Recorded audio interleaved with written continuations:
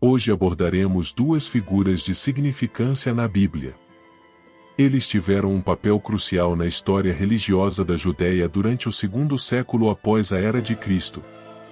Eles são Anás e Caifás.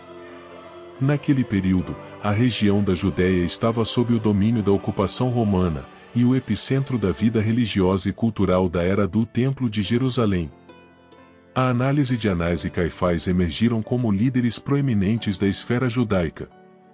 Seus nomes se entrelaçam nas narrativas bíblicas, e a influência deles é indissociável da trama da crucificação de Jesus e dos acontecimentos que cercam esse momento crucial na história cristã. Ao final, observaremos como esses dois homens encontraram seu fim. Antes de discutirmos o tópico, convidamos você a se inscrever em nosso canal e ativar as notificações para não perder nenhum dos próximos vídeos.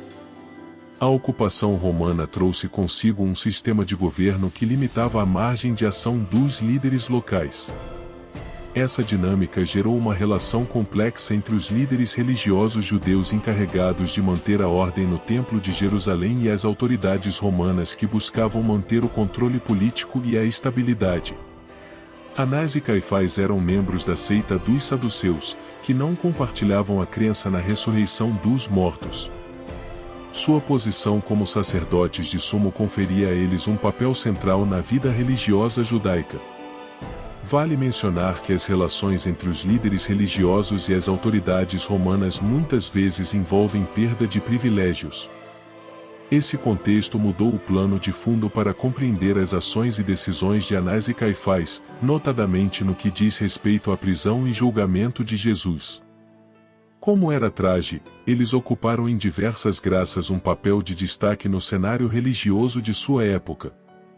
A primeira nomeação de Anás ocorreu por volta do ano 6 depois de Cristo, durante o governo de Quirino, governador da Síria. Anás apareceu no cargo até cerca do ano 15 após Cristo. Durante esse período, circulou um sistema de sucessão dentro de sua família, garantindo a continuidade do poder religioso. Seu controle sobre o sumo sacerdócio proporcionou influência especial no Templo de Jerusalém, incluindo a supervisão dos rituais, a administração dos sacrifícios e o cumprimento das leis religiosas. Essa posição não apenas o transformou em um líder religioso, mas também conferiu-lhe uma figura política de destaque, uma vez que o templo representava um centro de poder e controle na sociedade judaica. Anás também exerceu controle sobre o imposto do templo e as atividades de troca monetária. No livro de Lucas, capítulo 19, versículo 45. O Talmud judaico relata que a residência de Anás era próspera e um pouco ética, ao lado de líderes sacerdotais corruptos. Acreditava-se que a presença desses elementos manchou a santidade do templo, contribuindo para o pesar em meio a planos concretizados para perseguições. Por outro lado, Caifás uniu a família de Anás por meio do casamento com sua filha. Ambas as famílias eram abastadas e pertenciam à aristocracia. Por volta do ano 18 após Cristo, seu relacionamento com Anás é relevante e sugestivo.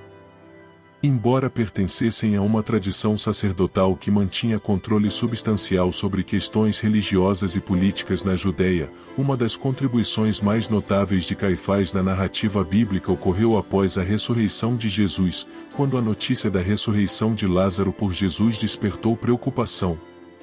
Sua declaração de que era melhor que um homem morresse pela nação como um todo, reunindo os filhos de Deus dispersos, levou ao conselho concordar em eliminar Jesus. Durante seu ministério, o pedido entre Jesus e a liderança religiosa judaica representada amplamente por Anás e Caifás foram crescendo progressivamente. Jesus promoveu a reforma religiosa, questionando ensinamentos e práticas matemáticas pela liderança religiosa de sua época, o que o colocou em confronto direto com as autoridades religiosas. Foi nesse contexto que Jesus foi detido e prolongado diante do sumo sacerdote para ser interrogado. Inicialmente, Jesus foi apresentado a Anás e mais tarde, a Caifás, que era o sumo sacerdote interino na ocasião. Esses interrogatórios representaram um momento crítico na narrativa bíblica. Durante os questionamentos, Anás e Caifás buscaram provas contra Jesus para embasar as acusações de blasfêmia. Em grande medida, Jesus adotou uma postura silenciosa. Esses interrogatórios culminaram na decisão de enviar Jesus ao governador Pilatos para julgamento e julgamento.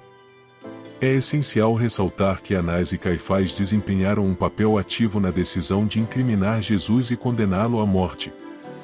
Sua influência política e religiosa foi significativa no estágio da crucificação de Jesus no Monte Gólgota.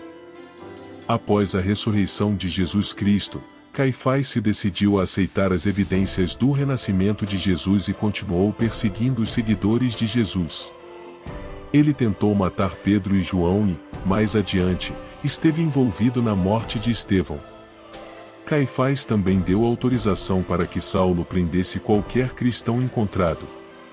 No entanto, por volta do ano 36 após Cristo, Caifás foi deposto por Vitélio, o governador romano da Síria, num momento em que Pilatos também foi destituído do seu cargo.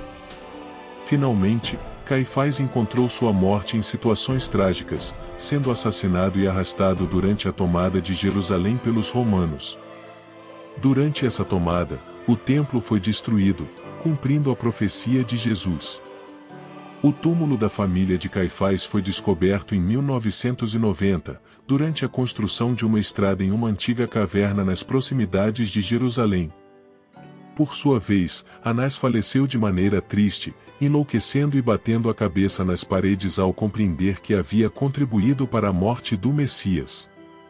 Para fins de curiosidade, Matias, neto de Anás e filho de Teófilo, foi apontado por Agripa II como sumo sacerdote no ano 65 após Cristo, sucedendo Jesus de Gamala. Ele foi o último sumo sacerdote antes da destruição do templo e da queda de Jerusalém, ambos profetizados por Jesus. Durante esse evento, todos os livros dos sacerdotes foram queimados. A história de Anás e Caifás na Bíblia é um lembrete poderoso das complexidades de fé, poder e responsabilidade.